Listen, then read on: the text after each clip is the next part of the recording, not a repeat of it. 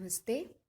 University of Calicut school of distance education के BA Hindi first semester core course है history of Hindi literature आदिकाल and मध्यकाल। इस सत्र की ओर आप सबको हार्दिक स्वागत है। इस पेपर में मुख्यतः 4 मॉड्यूल है। प्रथम मॉड्यूल है हिंदी साहित्य का काल विभाजन, नामकरण एवं समस्याएं। दूसरा मॉड्यूल में आदिकाल से संबंधित बातों को समाया गया है और तीसरा मॉड्यूल है भक्ति काल। चौथा और अंतिम मॉड्यूल रीतिकाल से संबंधित है। विलंब के बिना सीधे विषय की ओर जाती हूँ। मॉड्यूल 1 हिंदी साहित्य का काल विभाजन, नामकरण एवं समस्याएं। साहित्य हमेशा नदी के प्रवाह की तरह गतिशील रहा है। निरंतरता ही उसकी प्रमुख विशेषता रही। समयानुकूल उसमें परिवर्तित होते आए हैं और उसी कारण उसमें नई प्रवृत्तियों का उदय भी हुआ है। അതായത് നമുക്കറിയാം, സാഹിത്യം എന്ന് പറയുന്നത് അത് ഒരു നദിയുടെ ഒഴുക്ക് പോലെയാണ്. അതിങ്ങനെ മുന്നോട്ട് പോയിക്കൊണ്ടേയിരിക്കും.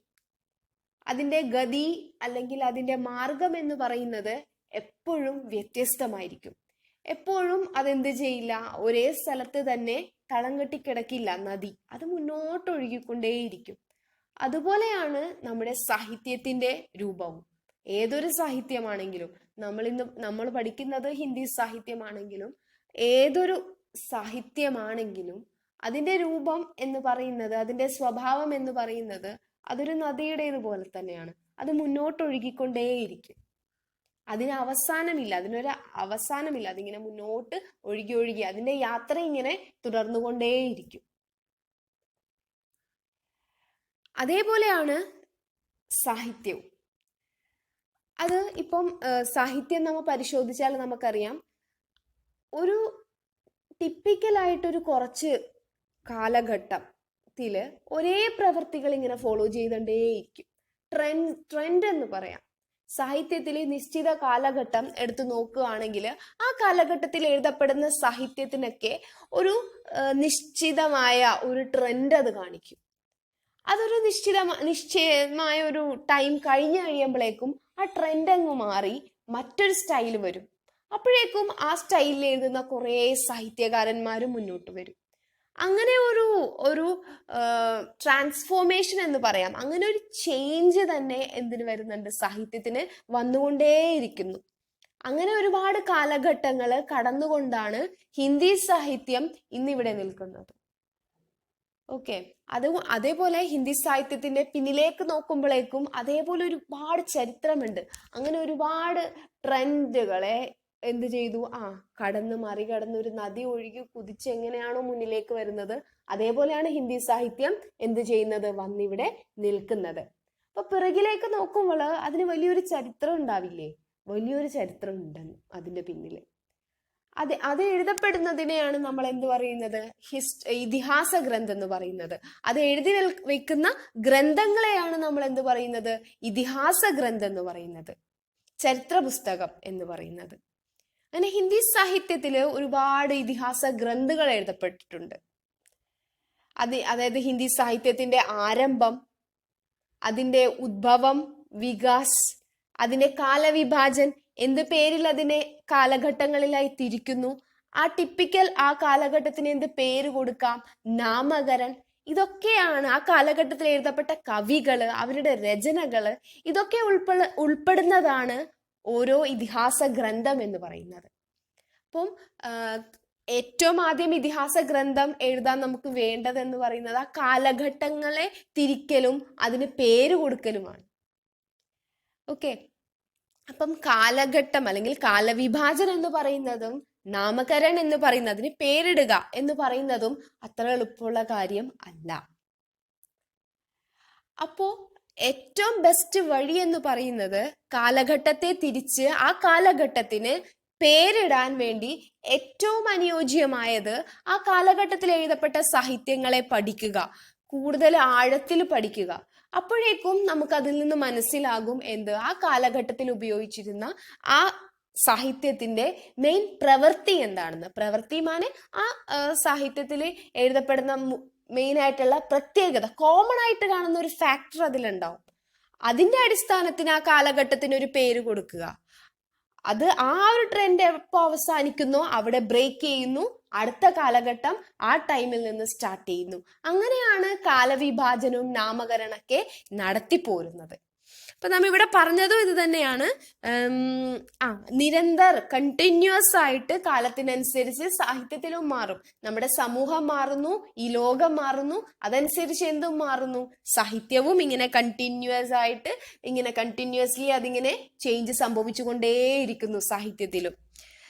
ഉസ്മേ നയി പ്രവൃത്തിയാം ഉദയ് ബി ഹുവ, പല പല പുതിയ പ്രവൃത്തികൾ സാഹിത്യത്തിൽ വന്നുകൊണ്ടേ ഇരിക്കുകയാണ്. किसी भी साहित्य के इतिहास का काल विभाजन करने की सर्वाधिक उपयुक्त प्रणाली उस साहित्य में प्रवाहित साहित्य धाराओं विविध प्रवृत्तियों के आधार पर उसे विभाजित करना है.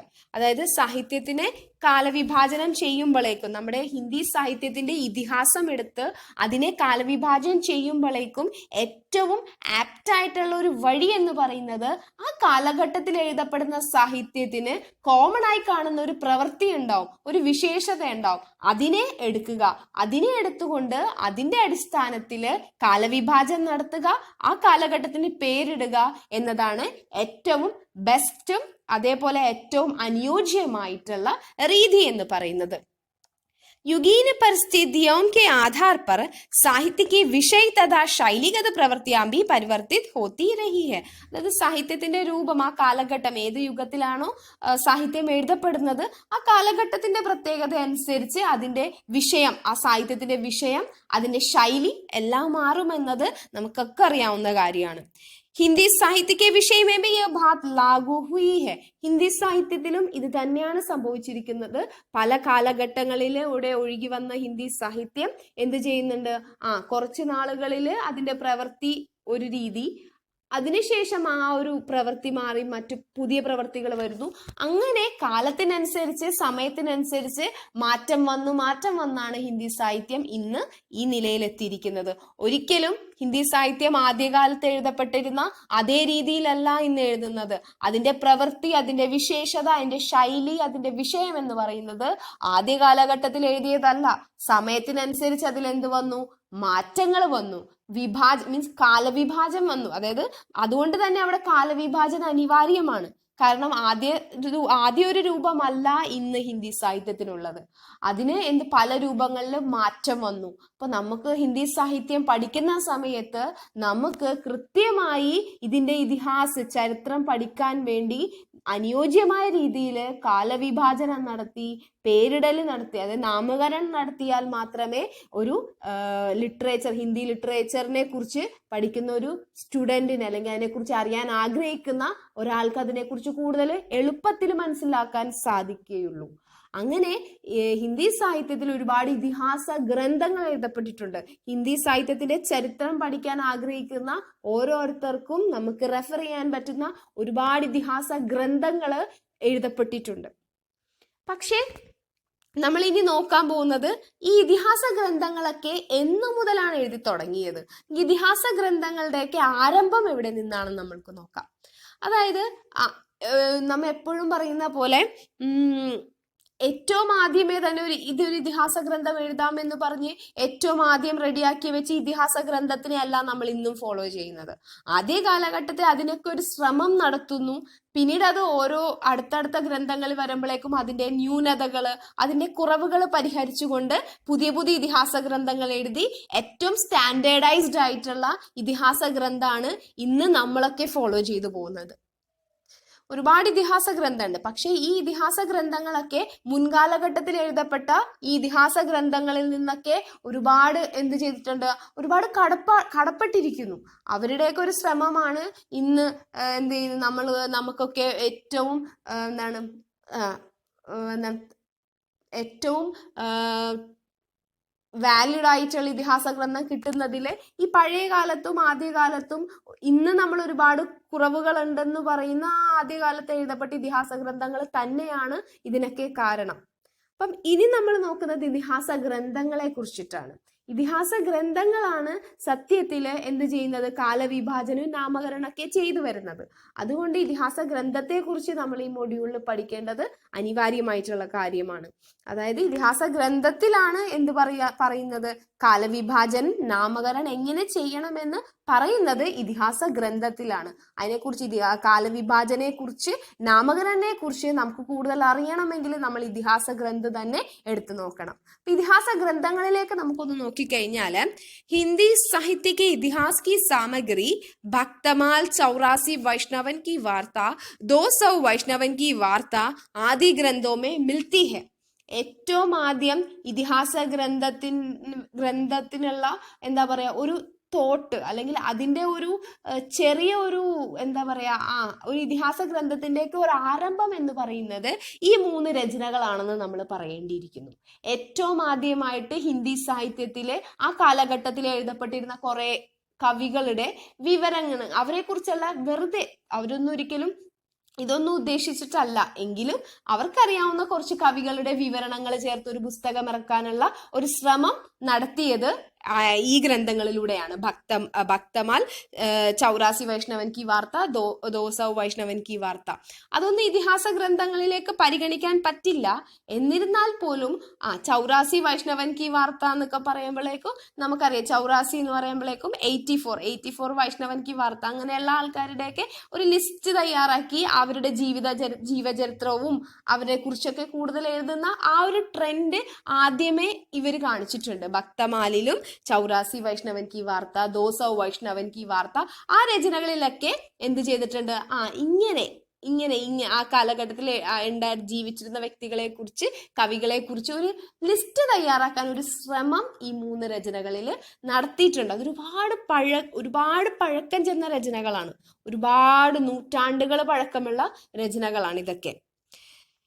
पर इनमें काल विभाजन और नामकरण की और कोई दृष्टि नहीं की गई थी. പക്ഷേ ഈ രചനകളെ ഒന്നും ഇതിഹാസ ഗ്രന്ഥമാണെന്ന് പോലും നമുക്ക് ഇന്ന് പരിഗണിക്കാൻ പറ്റില്ല. കാരണം അതിലൊന്നും തന്നെ കാലവിഭാജനം നടത്തി നാമകരണം നടത്തി ഇന്ന കാലഘട്ടത്തിൽ വന്നു അതിനെ ഇങ്ങനെ നമുക്ക് പറയാം, അടുത്ത കാലഘട്ടത്തിൽ വരുന്നതിൽ കൂടുതൽ പ്രവൃത്തികൾ ഇങ്ങനെ കാണുന്നതുകൊണ്ട് ഇതിന് ഇങ്ങനെ പേരിടാം. അങ്ങനെ കാലവിഭാജനെ കുറിച്ചോ നാമകരണനെ കുറിച്ചോ എന്ത് ചെയ്തിട്ടില്ല, ഈ 3 രചനകളിലും ഒന്നും പറഞ്ഞിട്ടില്ല.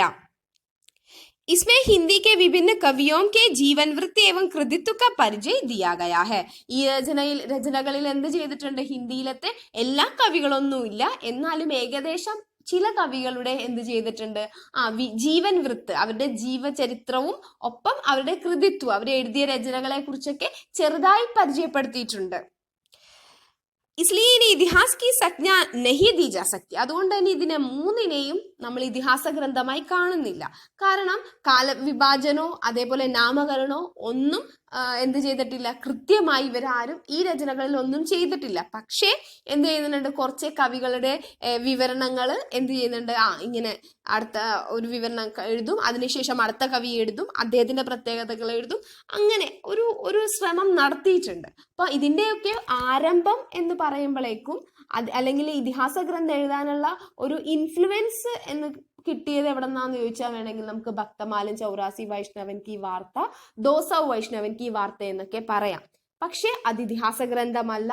ഇതിഹാസ ഗ്രന്ഥത്തിലെ ഈ 3 രചനയും നമ്മൾ കണക്ക് കൂട്ടില്ല.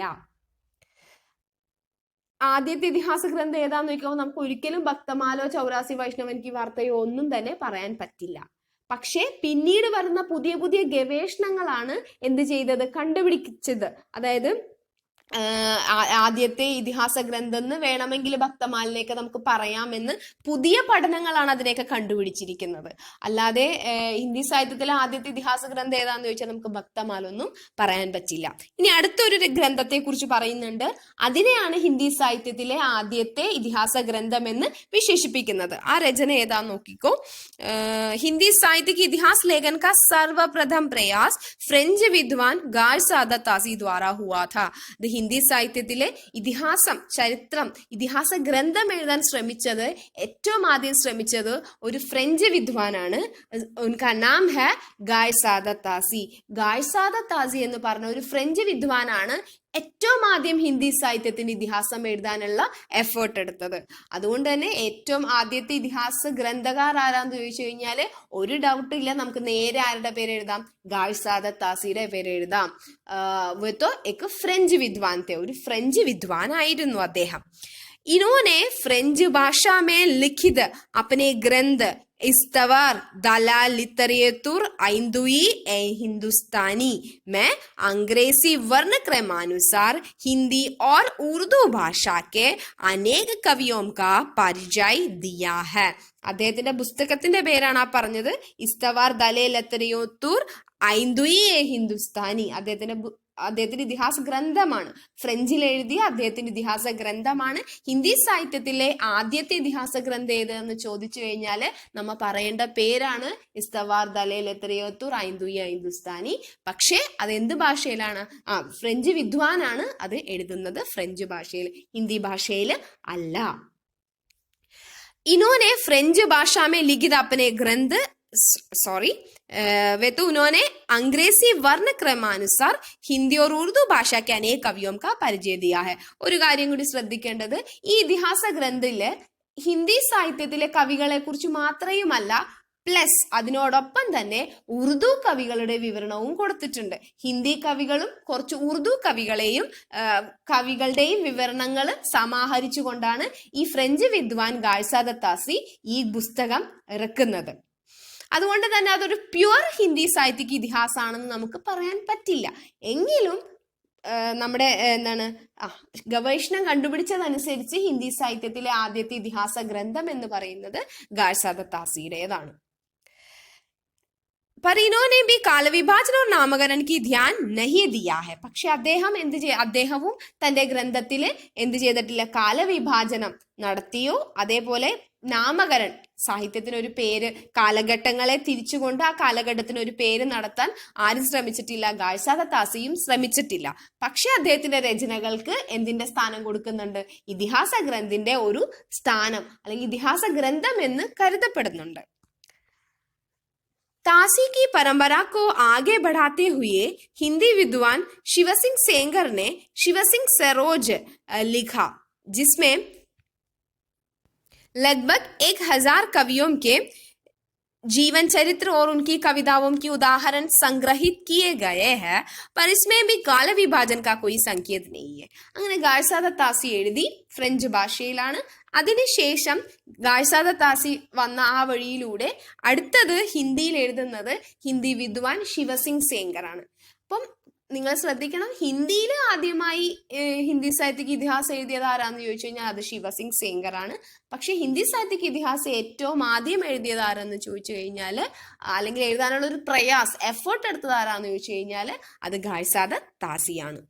അപ്പം താസി ചെയ്ത പോലെ അങ്ങനെ ഒരു എഫേർട്ട് പ്യുവർ ഹിന്ദിയിലെ ഹിന്ദി കവികളെ മാത്രം, ഗായ്സാദ താസിയുടെ ഗ്രന്ഥത്തില് ഹിന്ദിയും ഫ്രഞ്ച് കവികളും വിവരണങ്ങൾ ഉണ്ടായിരുന്നു. ശിവസിംഗ് സേങ്കർ 1883, ആ ഇയർ ഇമ്പോർട്ടന്റ് ആണ്, ഓർത്തു വെക്കുക. 1883 അദ്ദേഹം ശിവസിംഗ് സേങ്കറിന്റെ ഇതിഹാസ ഗ്രന്ഥത്തിന്റെ പേര് ശിവസിംഗ് സരോജ് എന്നാണ്. അദ്ദേഹം അതിൻ്റെ അകത്ത് ഹിന്ദി കവികളാണ്, ഏതാണ്ട് 1000ഓളം ഹിന്ദി കവികളുടെ വിവരണങ്ങൾ അദ്ദേഹം ഈ ഒരൊറ്റ ഗ്രന്ഥത്തിൽ ഉൾക്കൊള്ളിക്കാൻ ശ്രമിച്ചിട്ടുണ്ട്. പക്ഷേ അപ്പോഴും അവിടെയും എന്തില്ല? കാലവിഭാജനോ നാമകരണോ അദ്ദേഹം സൂചിപ്പിച്ചിട്ടില്ല. കാലവിഭാജനെ കുറിച്ചോ നാമകരണെ കുറിച്ചോ അദ്ദേഹം ഒന്നും എന്ത് ചെയ്തിട്ടില്ല, ഒന്നും വിവരണങ്ങളൊന്നും കൊടുത്തിട്ടില്ല. അപ്പോഴും ഇതിഹാസ ഗ്രന്ഥ് ഇൻകംപ്ലീറ്റ് ആണ്, കംപ്ലീറ്റ് ആയിട്ടില്ല. ഇതിഹാസ ഗ്രന്ഥ് കംപ്ലീറ്റ് ആയി അതിനൊരു രൂപം വരണമെങ്കിൽ അതിൽ കാലവിഭാജനവും നാമകരണവും വരണം. പക്ഷേ എന്ത് ചെയ്യുന്നുണ്ട്? ഇത്രയും കവികളുടെ വിവരണങ്ങൾ കൊടുത്തിട്ടുണ്ട്. അതൊരു ഒരു യാത്രയിലാണെന്ന് പറയാം അല്ലെ. അതായത് പതിയെ അത് ഓരോരോ രൂപം എടുത്ത് പതിയെ ഇനി എന്ത് ചെയ്യുന്നു? കാലവിഭാജനം ഓരോ വിദ്വാൻമാർ ചെയ്യുന്നു, നാമകരണം ചെയ്യുമ്പോഴേക്കും അതിനൊരു കംപ്ലീറ്റ് രൂപം വരും. അതുകൊണ്ട് തന്നെ ശിവസിംഗ് സേങ്കറിന്റെ ശിവസിംഗ് സരോജ് ഹിന്ദി സാഹിത്യത്തിലെ ഇന്നും ചർച്ച ചെയ്യപ്പെടുന്ന ഒരു ഇതിഹാസ ഗ്രന്ഥമാണ്, അംഗീകരിക്കുന്ന ഒരു ഇതിഹാസ ഗ്രന്ഥമാണെന്നുള്ളതിൽ യാതൊരു സംശയവുമില്ല. सन 1888 में जॉर्ज ग्रियर्सन के the modern vernacular literature of Hindustan का പ്രകാശൻ हुआ. അതിനുശേഷം അപ്പം ഈ ലിസ്റ്റ് പോലെ നമ്മൾ ഓർത്തു വെച്ചിരിക്കണം. ഏറ്റവും ആദ്യത്തെ ഇതിഹാസ ഗ്രന്ഥം ഗായ്സാദത്താസിയുടെ, പിന്നെ ശിവസിംഗ് സേങ്കറിന്റെ. അതിനുശേഷമാണ് സർ ജോർജ് ഗ്രിയർസൺ ഹിന്ദി സാഹിത്യത്തിന് ഇതിഹാസം എഴുതുന്നു. ഇതിഹാസ ഗ്രന്ഥാണ് the modern vernacular literature of Hindustan എന്ന് പറയുന്നത്. सर्वप्रथम ग्रियर्सन ने प्रस्तुत ग्रंथ में कालक्रम के अनुसार साहित्यकारों का वर्गीकरण करते हुए उनके साहित्यिक विशेषताओं को भी परिचय दिया है. അതായത് ഏറ്റവും ആദ്യം ഹിന്ദി സാഹിത്യത്തിനെ കാലഘട്ടങ്ങളിലായി തിരിച്ചു ആ കവികളുടെ വിവരണങ്ങൾ പറയാൻ ആദ്യമായി ശ്രമം നടത്തിയത് സർ ജോർജ് ഗ്രിയർസൺ ആണ്. അതായത് എല്ലാ കവികളുടെയും വിവരണങ്ങളാണ് ശിവസിംഗ് സേങ്കർക്ക് എന്ത് ചെയ്യുന്ന കിട്ടിയ കവികളുടെ എല്ലാവരുടെയും വിവരണങ്ങൾ അവരെന്ത് ചെയ്തു, മൊത്തത്തിൽ അതിന്റെ വിവരണങ്ങൾ അങ്ങോട്ട് അവരുടെ വിവരണങ്ങൾ അങ്ങോട്ട് എന്ത് ചെയ്തു, ഒന്നിനു പുറകെ ഒന്നായിട്ട് അവർ കോർത്ത് പറഞ്ഞു പോയി. പക്ഷെ ഏറ്റവും ആദ്യം കാലക്രമാനുസാർ കാലവിഭാജനം നടത്തി കാലത്തിനനുസരിച്ച് എന്താണ് അടുക്കും ചിട്ടയോടും കൂടി ഒരു ഇതിഹാസ ഗ്രന്ഥം എഴുതിയത് ആരാന്ന് ചോദിച്ചാൽ അത് ജോർജ് ഗ്രിയർസൺ ആണ്. അദ്ദേഹം എന്ത് ചെയ്തു, ഹിന്ദി സാഹിത്യത്തിന്റെ ആദ്യകാലം തൊട്ടെടുത്തു. ആദ്യ കാലഘട്ടത്തിൽ എഴുതിയിരുന്ന കവി, ഏറ്റവും ആദ്യം എഴുതിയ കവിനെ കുറിച്ച് ആദ്യം കൊടുത്തു. അതിനുശേഷം വന്ന കവി, അങ്ങനെ കാലക്രമാനുസരിച്ച് കവികളെ അദ്ദേഹം എന്ത് ചെയ്തു, അറേഞ്ച് ചെയ്തു. എന്നിട്ട് അദ്ദേഹം എന്ത് ചെയ്തു, അതിന് ഓരോ കാലഘട്ടത്തിന് ഓരോ പേര് കൊടുത്തു. ഇന്ന കാലഘട്ടത്തില് ഇത്ര കവികൾ എഴുതുന്ന സാഹിത്യത്തിന് ഇന്ന പ്രത്യേകതകളുള്ളത് കാരണം ഈ സാഹിത്യത്തിന് ഒരു പേര് കൊടുക്കാമെന്ന് പറഞ്ഞ് അദ്ദേഹം എന്ത് ചെയ്തു, വർഗീകരണം നടത്തി, ക്ലാസിഫിക്കേഷൻ നടത്തി. ഓരോ കാലഘട്ടത്തിൽ ഓരോ പേര് കൊടുത്തു. അതിന്റെ താഴെയിൽ അങ്ങനെ പ്രത്യേകതകൾ വരുന്ന സാഹിത്യം എഴുതിയ കവികളെ കുറിച്ചും അവരുടെ ജീവൻ വൃത്തും രചനകളും കൊടുത്തു. അതിനുശേഷം അടുത്ത സെക്ഷൻ, അടുത്ത കാലഘട്ടം സ്റ്റാർട്ട് ചെയ്യുന്നതിനെ കുറിച്ച് അങ്ങനെ ഒരു കാലക്രമത്തിനനുസരിച്ച് കവികളുടെ വിവരണങ്ങൾ കോർത്തിണക്കി ഇതിഹാസ ഗ്രന്ഥം എഴുതുന്നത് സർ ജോർജ് ഗ്രിയർസൺ. हिंदी भाषा और साहित्य के प्रति वैज्ञानिक दृष्टि को अपनाते हुए भी उस ഗ്രന്ഥ की രചന, അതായത് ഹിന്ദി സാഹിത്യത്തിൽ ഒരു വൈജ്ഞാനിക ആയിട്ടുള്ള ഇതിഹാസം, സയന്റിഫിക് ആയി എങ്ങനെയാണ് ഒരു ഇതിഹാസ ഗ്രന്ഥം എഴുതേണ്ടത് അതേ രീതിയിൽ അടുക്കും ചിട്ടയോടും കൂടി ഹിന്ദി സാഹിത്യത്തിന്റെ ഇതിഹാസം എഴുതുന്നത് ജോർജ് ഗ്രിയർസൺ ആണ്. ഇതിഹാസ ഗ്രന്ഥത്തിന്റെ പേരാണ് the modern vernacular literature of Hindustan. അപ്പൊ അദ്ദേഹം കാലഘട്ടങ്ങളെ തിരിക്കുന്നു. ഹിന്ദി സാഹിത്യത്തിന്റെ ആദ്യ കാലഘട്ടത്തിനെ ഇങ്ങനെ പറയാം എന്ന് പറഞ്ഞ അദ്ദേഹമാണ് ആദ്യം ഇങ്ങനെ വർഗീകരണം, ക്ലാസിഫിക്കേഷൻ നടത്തിയത്. അദ്ദേഹം എങ്ങനെയാണ് ക്ലാസിഫിക്കേഷൻ നടത്തിയതെന്നാണ് താഴെ പറയുന്നത്. അദ്ദേഹം ആദ്യ കാലഘട്ടം ചാരൺകാൽ എന്ന് പറഞ്ഞു. അതിനുശേഷം വരുന്ന കാലഘട്ടത്തിന് അദ്ദേഹത്തിനെ 15വീം ശതിക്ക് ധാർമ്മിക് പുനർജാഗരൺ എന്ന് പറഞ്ഞു. അതിനുശേഷം വരുന്ന ഒരു കാലഘട്ടത്തിന് അദ്ദേഹം ജായസി പ്രേമ കവിത എന്ന് പേരിട്ടു.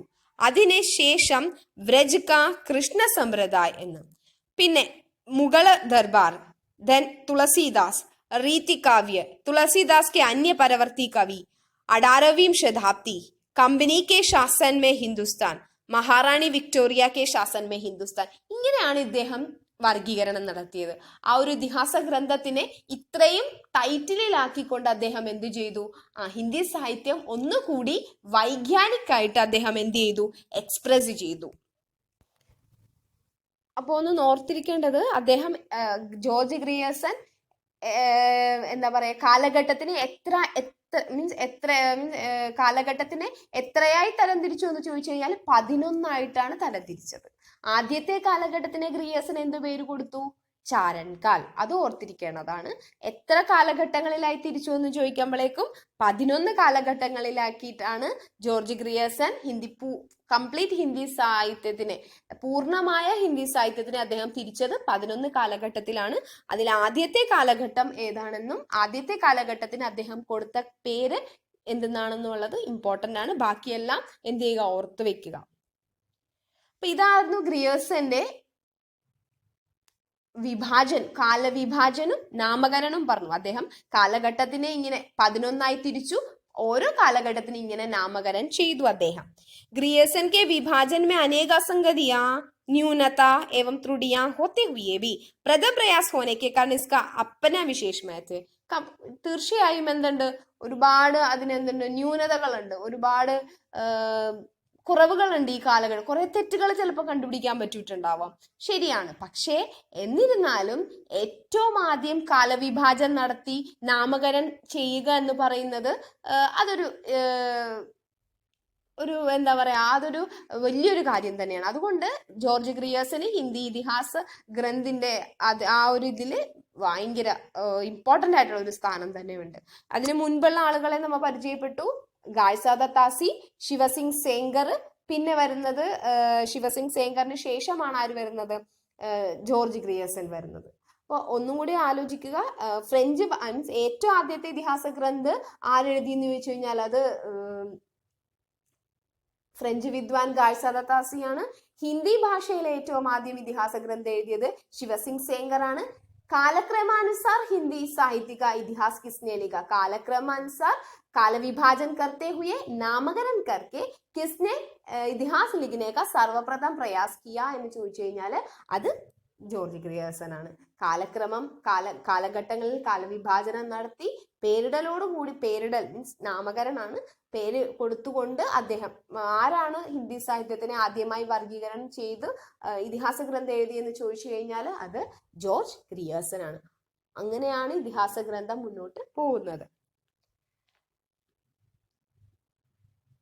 आगे चलकर मिश्रबंधुओं ने अपने मिश्रबंधु विनोद में काल विभाजन का नया प्रयास किया. ഗ്രിയേഴ്സിന് ശേഷം അടുത്ത വരുന്ന ആള് മിശ്രബന്ധു ആണ്. മിശ്രബന്ധുക്കള് എന്ത് ചെയ്തു, അവരുടെ ഗ്രന്ഥിന്റെ പേരാണ് മിശ്രബന്ധു വിനോദ്. അതില് അവർ എന്ത് ചെയ്തു, ഗ്രിയേഴ്സൺ ചെയ്ത കാലവിഭാജനില് ചില പരിവർത്തനങ്ങൾ നടത്തിക്കൊണ്ട് അവരവരുടെ ഇതിഹാസ ഗ്രന്ഥത്തില് ഇങ്ങനെയാണ് ഹിന്ദി സാഹിത്യത്തിന്റെ വർഗീകരണം ചെയ്യേണ്ടതെന്ന് പ്രഖ്യാപിച്ചു. മിശ്രബന്ധു ഇങ്ങനെയാണ് 5 കാലഘട്ടങ്ങളിലായിട്ടാണ് മിശ്രബന്ധു തിരിച്ചിരിക്കുന്നത്. പക്ഷെ 5 കാലഘട്ടത്തിനും എന്തുണ്ട്, രണ്ട് പിരിവുകൾ കൊടുക്കുന്നുണ്ട്. ആദ്യത്തെ കാലഘട്ടത്തിന് മിശ്രബന്ധു ആദ്യകാല് മീൻസ് ആദ്യകാലിന് എന്താണ് ഗ്രിയേഴ്സൺ പറയുന്നത് നമ്മ പറഞ്ഞു, ചാരൻകാൽ എന്നാ പറഞ്ഞത്. പക്ഷേ മിശ്രബന്ധു വന്നു ആദ്യകാൽ മീൻസ് ആദ്യത്തെ ആ കാലഘട്ടത്തിന് ചാരൻകാൽ എന്നാണ് ഗ്രിയേഴ്സൺ കൊടുത്ത പേരൊക്കെ കംപ്ലീറ്റ് ആയിട്ട് മാറ്റി ഇതിനെന്ത് കൊടുക്കാന്ന് പറഞ്ഞു, ആരംഭിക് കാൽ എന്ന് കൊടുക്കാം. അതാണ് ഏറ്റവും അനുയോജ്യം എന്ന് ആര് പറഞ്ഞു, മിശ്രബന്ധു പറഞ്ഞു. ഈ ആരംഭിക് കാൽ എന്ന് പറയുമ്പോഴേക്കും 700 മുതൽ 1343 വിക്രം സംവത് വരെയുള്ള കാലഘട്ടത്തിനെ പൂർവാരംഭിക് കാൽ എന്ന് പറയണം. അതിനുശേഷം വരുന്ന കാലഘട്ടത്തെ ഉത്തരാരംഭിക് കാൽ എന്നും പറഞ്ഞ് ആദ്യ കാലഘട്ടത്തെ തന്നെ, അതായത് ആരംഭിക് കാലിനെ തന്നെ 2ആയി തിരിക്കാമെന്ന് മിശ്രബന്ധു പറഞ്ഞു. അതിനും ശേഷം വരുന്ന കാലഘട്ടം മാധ്യമിക് കാൽ. മാധ്യമിക് കാലും 2ആയി തിരിക്കാം, പൂർവമാധ്യമിക് കാൽ, പ്രൗഢമാധ്യമിക് കാൽ. മൂന്നാമത്തെ കാലഘട്ടം വരുന്നത് അലങ്കൃത കാലാണ്, പൂർവാലങ്കൃത് കാൽ, അലങ്കൃത് കാൽ. നാലാമത്തത് പരിവർത്തൻ കാല്. പരിവർത്തൻ കാലിന് എന്ത് കൊടുത്തിട്ടില്ല, പരിവർത്തൻ കാലിനും വർത്തമാനകാലിനും പിരിവുകളില്ല. പരിവർത്തൻ കാൽ, വർത്തമാൻ കാൽ, അതിന്റെ സമയസീമയും കൊടുത്തുകൊണ്ടാണ് മിശ്രബന്ധു കാലഘട്ടത്തെ കാലവിഭാജനം നടത്തിയത്. ഇങ്ങനെയാണ്. അപ്പൊ ഓർത്തു വെക്കുക, ആദ്യകാലിനെ മിശ്രബന്ധു എന്ത് പേര് കൊടുത്തു, ആരംഭിക് കാൽ എന്നൊക്കെയാണ് പേര് കൊടുത്തത്. അത് പഠിക്കുക. ആരംഭിക് കാൽ, മാധ്യമിക് കാൽ, അലങ്കൃത കാൽ, പരിവർത്തൻ കാൽ, വർത്തമാന കാൽ. അങ്ങനെ 5 കാലഘട്ടത്തിലായിട്ടാണ് മിശ്രബന്ധു ഹിന്ദി സാഹിത്യത്തിനെ എന്ത് ചെയ്തത്, കാലവിഭാജനം നടത്തിയത്. मिश्रबंधुओं के पश्चात आचार्य रामचंद्र शुक्ल जी ने सन 1929 में हिंदी साहित्य के इतिहास में नए ढंग से काल विभाजन प्रस्तुत करने का प्रयास किया. അതിനുശേഷം അതിൻ്റെ ഇടയിൽ ഒരുപാട് ഇതിഹാസകാരന്മാർ ഇതിഹാസമൊക്കെ എഴുതാൻ ശ്രമിച്ചു, ചിലവരൊക്കെ സക്സസ് ആയി. അതിനുശേഷം എടുത്തു പറയേണ്ട ഒരു ഇതിഹാസ ഗ്രന്ഥം എന്ന് പറയുന്നത് 1929 ആചാര്യ രാമചന്ദ്ര ശുക്ല എഴുതിയ ഹിന്ദി സാഹിത്യക്ക് ഇതിഹാസമാണ്. അപ്പൊ അതിന്റെ പേര് ഹിന്ദി സാഹിത്യക്ക് ഇതിഹാസം എന്നാണ് അതിന്റെ പേര്. അതിന്റെ വർഷം ഓർത്തു വെക്കുക, 1929. അദ്ദേഹം എന്ത് ചെയ്തു, കാലവിഭാജനം നടത്തി. ആചാര്യ രാമചന്ദ്ര ശുക്ല വിഭാജനം നടത്തിയ ആ രീതിയിലാണ് ഇന്നും എന്ത് ചെയ്യുന്നത്, ആളുകൾ എന്ത് ചെയ്യുന്നത്, ഹിന്ദി സാഹിത്യത്തിനെ വിലയിരുത്തുന്നത്.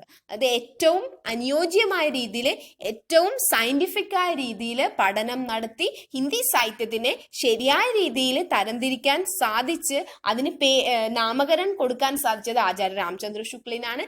ഇന്നും നിങ്ങളെ പഠിപ്പിക്കുമ്പോഴും നമ്മൾ ഉൾപ്പെടെയുള്ള എല്ലാവരും റെഫർ ചെയ്യുന്നത് ഈ രാമചന്ദ്ര ശുക്ലിന്റെ ഹിന്ദി സാഹിത്യക്ക് ഇതിഹാസമാണ്. അപ്പം ഇന്ന് വരെ വന്നതിലെ ഏറ്റവും ബെസ്റ്റ് ഇതിഹാസ ഗ്രന്ഥം ഏതാന്ന് ചോദിച്ചു കഴിഞ്ഞാൽ അത് രാമചന്ദ്ര ശുക്ലിന്റെ ഹിന്ദി സാഹിത്യക്ക് ഇതിഹാസമാണ്.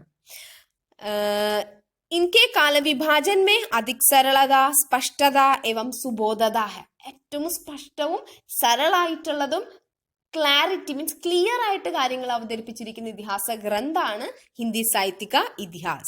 अपनी विशेषता के कारण ये आज तक सर्वमान्य एवं सर्वत्र प्रचलित है. അതിന്റെ ഒരു പ്രത്യേകത കാരണം ഈ സരളാണ്, സുബോധാണ്, അതിനോടൊപ്പം തന്നെ സ്പഷ്ടാണ്.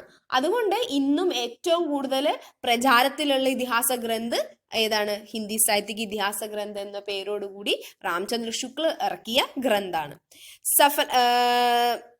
इसकी कड़ू आलोचना भी की गई है, फिर भी उसे संशोधित कर नया रूप देने में बहुत कम सफलता ही मिल पाई है. അതിനും കുറെ ന്യൂനതകളും പരാതികളൊക്കെ പല വിദ്വാൻമാരും പറഞ്ഞിട്ടുണ്ട്. രാമചന്ദ്ര ശുക്ലിന്റെ കാലവിഭാജനം ശരിയല്ലെന്നൊക്കെ പറഞ്ഞുകൊണ്ട് പല ആളുകളും മുന്നോട്ട് വന്നിട്ടുണ്ടെങ്കിലും ഇതിനെ മറികടക്കാവുന്ന രീതിയിൽ ഏറ്റവും ഇനിയും ബെസ്റ്റായി വരുന്ന രീതിയിലൊരു കാലവിഭാജനം ആർക്കും ചെയ്തു കാണിക്കാൻ സാധിച്ചിട്ടില്ല. സാധിക്കാത്തിടത്തോളം കാലം ഏറ്റവും ബെസ്റ്റ് ആയിട്ടുള്ള ഇതിഹാസ ഗ്രന്ഥം എന്ന് പറയുന്നതും ഏറ്റവും ബെസ്റ്റായി ഹിന്ദി സാഹിത്യത്തിനെ കാലവിഭാജനം ചെയ്തിരിക്കുന്നതും നാമകരണം ചെയ്തിരിക്കുന്നതും ഹിന്ദി സാഹിത്യക്ക് ഇതിഹാസം എന്ന് പറഞ്ഞ രാമചന്ദ്ര തന്നെയാണെന്ന് നമുക്ക് പറയാം. അദ്ദേഹത്തിന്റെ കാലവിഭാജനം നോക്കുക, ഏറ്റവും ബൈഹാർട്ട് ചെയ്ത് ഏറ്റവും കൂടുതൽ നമ്മൾ മനസ്സിലേക്ക് ഏറ്റവും കൂടുതൽ മനസ്സിലേക്ക് എടുക്കേണ്ട ഒരു വിഭാജനം ഇത് തന്നെയാണ്.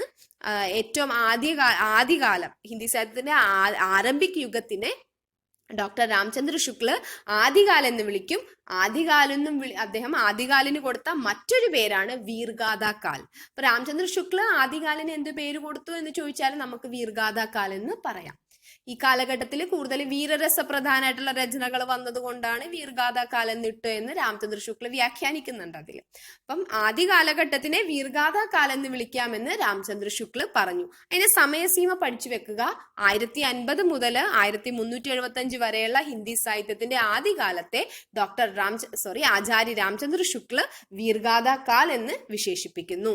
ഇനി അവിടെ തീർന്ന ആ കാലം 1375 അവിടെ ആദ്യകാലം തീർന്നു. ആ കാലഘട്ടത്തിൽ വീരരസപ്രധാനായ രചനകളൊക്കെ വന്നു.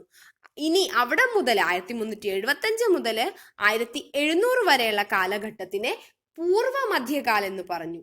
അതായത് അവിടെ ഒന്ന് ശ്രദ്ധിക്കുക, 2ഉം 3ഉം മധ്യകാലാണ്. അതായത് പൂർവ മധ്യകാലും ഉത്തര മധ്യകാലുമാണ്. ഓക്കെ, മധ്യകാലിനെ എന്താ പറയുന്നത്, രണ്ടാക്കി തിരിച്ചു വെച്ചേക്കുവാണ്, പൂർവ മധ്യകാൽ ഉത്തര മധ്യകാൽ എന്ന്. രാമചന്ദ്ര ശുക്ല അതിനെ രണ്ടാമത്തെ കാലഘട്ടത്തിനെ പൂർവ മധ്യകാലിന്റെ ആരംഭിക യുഗത്തിനെ രാമചന്ദ്ര ശുക്ല കൊടുത്ത പേര് ഭക്തികാൽ എന്നാണ്. അതായത് ഭക്തിയാണ് ഈ കാലഘട്ടത്തിൽ കൂടുതൽ, ഭക്തിപരമായിട്ടുള്ള രചനകളാണ് ഈ കാലഘട്ടത്തിൽ കൂടുതൽ എഴുതപ്പെട്ടത്. അതുകൊണ്ട് ഈ കാലഘട്ടത്തിനെ ഭക്തികാൽ എന്ന് പറയാമെന്ന് പറഞ്ഞു. അതിന്റെ സമയസീമ കൊടുത്തിരിക്കുന്നത് 1375 മുതൽ 1700 വരെയാണ്. ഇനി ഉത്തര മധ്യകാൽ, മധ്യകാലിനെ തന്നെ രണ്ടായി സ്പ്ലിറ്റ് ചെയ്തിരിക്കുകയാണ്, പൂർവ്വ മധ്യകാൽ, ഉത്തര മധ്യകാൽ. ഉത്തര മധ്യകാലിന് അദ്ദേഹം കൊടുത്ത പേര് റീതികാൽ എന്നാണ്. 1700 മുതൽ 1900 വരെയാണ് അതിന്റെ സമയം. അല്ലെങ്കിൽ ഈ കാലഘട്ടത്തിലാണ് കൂടുതലും രീതി പ്രധാനമായിട്ടുള്ള രചനകൾ വന്നതെന്ന് രാമചന്ദ്ര ശുക്ല പറയുന്നു. ദെൻ 1900 മുതൽ ഇന്ന് വരെ നീണ്ടുപോകുന്ന കാലഘട്ടത്തിന് അദ്ദേഹം സിമ്പിൾ ആയിട്ട് ആധുനിക കാലം എന്ന് പറഞ്ഞു. അപ്പൊ രാമചന്ദ്ര ശുക്ലിന്റെ ഈ ക്ലാസിഫിക്കേഷൻ നന്നായിട്ട് പഠിക്കുക. അതോടൊപ്പം തന്നെ ഈ ക്ലാസിഫിക്കേഷൻ ആണ് ഏറ്റവും സിമ്പിൾ ആയിട്ടുള്ളതും അതേപോലെ ഏറ്റവും സയന്റിഫിക് ആയിട്ടുള്ളതും. മറ്റേത് അറിഞ്ഞിരിക്കണം. आचार्य रामचंद्र शुक्ल जी के बाद डॉक्टर रामकुमार वर्मा का नाम भी इस दिशा में उल्लेखनीय है. आगे डॉक्टर नागेंद्र का കാലവിഭാജൻ भी ഉല്ലേഖനീയ. അതിനുശേഷം ഒരുപാട് വിദ്വാൻമാര് അവരുടേതായ രീതിയിൽ കാലവിഭാജൻ നടത്തി. എങ്കിലും രാമചന്ദ്ര ശുക്ലിന്റെ കാലവിഭാജനാണ് ഇന്നും സർവമാന്യായിട്ടുള്ള കാലവിഭാജൻ. അപ്പം ഇതാണ് ഹിന്ദി സാഹിത്യത്തിന്റെ കാലവിഭാജനം. ആദ്യ കാലഘട്ടം, പിന്നീട് വരുന്നു, അങ്ങനെ ആ ഒരു ഇയർ ബേസ് ചെയ്തുകൊണ്ട് എഴുതപ്പെട്ട സാഹിത്യത്തിന്റെ പ്രത്യേകതകൾ വെച്ച് അതിനൊരു ബ്രേക്ക് ഇടുന്നു അവിടെ. അങ്ങനെ പോകുന്നു ഹിന്ദി സാഹിത്യത്തിന്റെ കാലവിഭാജനം. ആകെ ഹിന്ദി സാഹിത്യ നാമകരൺ പേരിടുന്നത് എങ്ങനെയാണെന്ന് നോക്കാം. അതായത് കാലഘട്ടങ്ങളിലായി തിരിച്ചതിനെ പേരിടുമ്പോഴാണ് പിന്നീട് വരുന്ന ആളുകൾക്ക് എന്ത് ചെയ്യുക, അത് പഠിക്കാൻ എളുപ്പം. ഇപ്പൊ എന്തിനും ഒരു പേരിടുന്നത് നമുക്ക് എന്ത് ചെയ്യാൻ വേണ്ടിയാണ്, അത് എളുപ്പത്തിൽ നമ്മുടെ കാര്യം നടക്കാൻ വേണ്ടിയാണ്. അതേപോലെ തന്നെയാണ് ഹിന്ദി സാഹിത്യത്തിനെ പല കാലഘട്ടങ്ങളിലായി തിരിച്ചു വെച്ചിട്ട് കാര്യമില്ല. ആ കാലഘട്ടങ്ങൾക്ക് എന്ത് ചെയ്ത പേരിട്ട് കഴിഞ്ഞു കഴിഞ്ഞാൽ അതൊന്നും കൂടി എളുപ്പമാണ്, എന്നും കൂടി സിമ്പിൾ ആകും. അതുകൊണ്ടാണ് നാമകരണം കൂടി വരുന്നത്. ഹിന്ദി സാഹിത്യके विभिन्न कालखंडों के नामकरण को लेकर विद्वानों में मतभेद है. ഒരുപാട് വിദ്വാൻമാർ തമ്മിൽ എന്തുണ്ട്, അഭിപ്രായ വ്യത്യാസങ്ങളുണ്ട്. പേരെന്തിടും, ഈ കാലഘട്ടത്തിന് ഏറ്റവും അനുയോജ്യമായ നാം ഏതാണ് എന്നുള്ളതില് പല വിദ്വാൻമാരുടെ ഇടയിൽ എന്തുണ്ട്, മതഭേദ അഭിപ്രായ വ്യത്യാസങ്ങളുണ്ട്. മുഖ്യതः 10वीं शताब्दी से 14वीं शताब्दी तक आरंभिक कालखंड यानी कि आदिकाल और 17वीं शताब्दी से 19वीं शताब्दी तक के कालखंड रीतिकाल के नामकरण को लेकर ही अधिक मतभेद प्रचलित है. ഇതിൽ ഏറ്റവും തർക്കം ഏതാന്ന് വെച്ച് കഴിഞ്ഞാല് നമ്മ രാമചന്ദ്ര ശുക്ലിന്റെ ഒന്നും കൂടി നോക്കുക. രാമചന്ദ്ര ശുക്ലിന്റെ ആ പേജാണിത്. രാമചന്ദ്ര ശുക്ല ആദ്യകാലം അത് ഭയങ്കര പ്രശ്നമാണ്. കാരണം ഒരുപാട് വിദ്വാൻമാര് പറയുന്നുണ്ട് ആദ്യകാലിനെ രാമചന്ദ്ര ശുക്ല പറഞ്ഞ പോലെ വീർഗാഥ എന്ന് പറയാൻ പറ്റില്ല എന്ന് പറഞ്ഞ്, ചില ആളുകൾ ചാരൻകാലം എന്ന് പറയാം, ചില ആൾക്കാർ ആരംഭിക്കാലം എന്ന് പറയാം, ചില ആൾക്കാർ അതിനെ വീർകാലം എന്ന് പറയാം. അങ്ങനെ പല പേരിൽ തർക്കമുണ്ട്. ആദ്യകാലിന് ഇട്ട പേരിനെ ചൊല്ലി വലിയ തർക്കമുണ്ട്. അതിനുശേഷം വന്ന പേരിനെ ചൊല്ലി തർക്കം അധികമില്ല. കാരണം ആ കാലഘട്ടത്തിൽ ഭക്തിരസമായിട്ടുള്ള രചനകളാണ് എഴുതപ്പെട്ടതെന്നതിനുള്ള ഒരുപാട് തെളിവുകൾ നിലനിൽക്കുന്നതായതുകൊണ്ട് രണ്ടാമത്തെ കാലഘട്ടം അല്ലെങ്കിൽ പൂർവ്വ മധ്യകാലിനെ ഭക്തികാലം എന്ന് പറയാം എന്നതിൽ വലിയ എതിർപ്പുകളൊന്നും ഉണ്ടായിരുന്നില്ല. പക്ഷെ മൂന്നാമത്തെ വന്നൊരു കാലഘട്ടം രീതിക്കാലം, അതും വളരെ അഭിപ്രായ വ്യത്യാസം ഉണ്ടായിരുന്നു, ഇതിന് എന്ത് പേരിടണം എന്നുള്ളത് ചൊല്ലി. അതുകൊണ്ടാണ് ഇവിടെ പറഞ്ഞത് മെയിനായിട്ട് 10वीं ശതാബ്ദി മുതൽ 14वीं ശതാബ്ദി വരെയുള്ള ആദ്യകാലമുണ്ടല്ലോ, അതും അതിനോടൊപ്പം 17वीं ശതാബ്ദി മുതൽ 19वीं ശതാബ്ദി 17ാം നൂറ്റാണ്ട് മുതൽ അതേപോലെ തന്നെ 19वीं ശതാബ്ദി വരെയുള്ള ആ കാലഘട്ടം, അതായത് രീതികാല് വരുന്ന ആ കാലഘട്ടം ഉണ്ടല്ലോ, അതിന്റെ പേരിൽ ഒരുപാട് അഭിപ്രായ വ്യത്യാസങ്ങള് ഒരുപാട് ഉണ്ടായിട്ടുണ്ട്. നോക്കിക്കോ, ആദ്യം നമ്മ പറഞ്ഞല്ലോ, അതായത് 10वीं ശതി മുതൽ 14वीं ശതി വരെയുള്ള കാലഘട്ടത്തിന് പല വിദ്വാൻമാര് കൊടുത്ത പേരാണ്. ഏറ്റവും ആദ്യം നമ്മ കണ്ടു ഗ്രിയേഴ്സൺ എന്താണ് ഈ ആദ്യ കാലഘട്ടത്തിന് കൊടുത്ത പേര്, ചാരൻകാൽ. അതിനുശേഷം മിശ്രബന്ധു വന്നു. മിശ്രബന്ധു അതിന് എന്ത് പേര് കൊടുത്തു, പ്രാരംഭിക്കാൽ എന്ന് കൊടുത്തു. അതിനുശേഷം രാമചന്ദ്ര ശുക്ല വന്നു, ആ കാലഘട്ടത്തിന് വീർഗാഥ കാൽ എന്ന് പേര് കൊടുത്തു. രാമചന്ദ്ര ശുക്ലിന് ശേഷം പിന്നീട് വരുന്ന ഒരാള് രാഹുൽ സാങ്കൃത്യാനാണ്. അദ്ദേഹം ഈ കാലഘട്ടത്തിന് കൊടുത്ത പേര് സിദ്ധ സാമന്തകാൽ. അതായത് വീർഗാഥ കാലം, ചാരൻ കാലം, അലങ്കൃത കാലം ഒന്നും ഈ കാലഘട്ടത്തിന് ചേരില്ല. ഈ 10वीं ശതാബ്ദി മുതൽ 14वीं ശതാബ്ദി വരെയുള്ള ഈ കാലഘട്ടത്തിനെ സിദ്ധ സാമന്തകാലം എന്ന് വിളിക്കാമെന്ന് രാഹുൽ സാങ്കത്യാൻ പറഞ്ഞു. അദ്ദേഹത്തിന് അതിൻ്റെതായ ന്യായങ്ങൾ ഉണ്ടായിരുന്നു. ദെൻ അതിനുശേഷം മഹാവീർ പ്രസാദ് ദ്വിവേദി ഈ കാലഘട്ടത്തിനെ ബീജ് വപ്പൻ കാൽ എന്നാ പറഞ്ഞത്. ബീജ് വപ്പൻ എന്ന് പറയില്ലേ, അതായത് എല്ലാത്തിന്റെ ബീജ് വിത്തിടുന്ന ആ ഒരു രീതിയിൽ, അങ്ങനെ ഒരു അർത്ഥത്തിൽ മഹാവീർ പ്രസാദ് ദ്വിവേദി ഈ കാലഘട്ടത്തിന് ബീജ് വപ്പൻ കാൽ എന്ന് ഇടാം, അല്ലെങ്കിൽ ബീജ് വപ്പൻ കാൽ എന്നേ വിളിക്കാൻ പറ്റുകയുള്ളൂ എന്ന് മഹാവീർ പ്രസാദ് ദ്വിവേദി പറഞ്ഞു. देन विश्वनाथ प्रसाद मिश्र जी ने इस युग को वीरकाल काद कहना उचित माना. അതായത് ഇതിനെ വീർകാൽ അത്രയും മതി, അതാണ് ഏറ്റവും നല്ലതെന്ന് ആര് പറഞ്ഞു, വിശ്വനാഥ് പ്രസാദ് മിശ്രജി പറഞ്ഞു. ഹസാരി പ്രസാദ് ദ്വിവേദി ഈ കാലഘട്ടത്തിന് അങ്ങനെ പേരുകളൊന്നും കൊടുക്കണ്ട, ജസ്റ്റ് ആദികാൽ എന്ന് വിളിച്ചാൽ മതി എന്ന് പറഞ്ഞു. ഡോക്ടർ രാംകുമാർ വർമ്മ ഇസ് കാൽ കോ സന്ധികാൽ ഏവം ചാരൻകാൽ നാം ബതായ. അത് ഓർക്കുക, രാംകുമാർ വർമ്മ ഈ കാലഘട്ടത്തിനെ സന്ധികാൽ ഏവം ചാരൻകാൽ എന്നാണ് പറഞ്ഞത്. ആദ്യകാലത്തിനെ കുറിച്ച് വളരെ വലിയ തർക്കമുണ്ടായിരുന്നു. അതായത് 10वीं ശതാബ്ദി മുതൽ 14वीं ശതാബ്ദി വരെയുള്ള ഈ കാലഘട്ടത്തിന് എന്ത് പേരിടണമെന്ന് വിദ്വാൻമാരുടെ ഇടയിൽ പല തർക്കങ്ങളും ഉണ്ടായിരുന്നു. അവർക്ക് അവരുടേതായ ന്യായങ്ങളും ഉണ്ടായിരുന്നു. ദെൻ അടുത്തത് നമ്മ പറഞ്ഞു ഭക്തികാലിനെ ചൊല്ലി വലിയ തർക്കങ്ങളൊന്നും തന്നെ ഇല്ല. ഭക്തികാലിനെ ഭക്തികാൽ എന്ന് തന്നെ വിശേഷിപ്പിക്കാം. രാമചന്ദ്ര ശുക്ല പറഞ്ഞ പോലെ ഈ കാലഘട്ടത്തിനെ മൊത്തത്തില് നമുക്ക് എന്ത് വിശേഷിപ്പിക്കാം? ഭക്തികാൽ എന്ന് വിശേഷിപ്പിക്കാം. അതിനെ ചൊല്ലി വലിയ തർക്കം ഉണ്ടായിരുന്നില്ല. പിന്നെ വരുന്നത് അടുത്ത കാലഘട്ടം,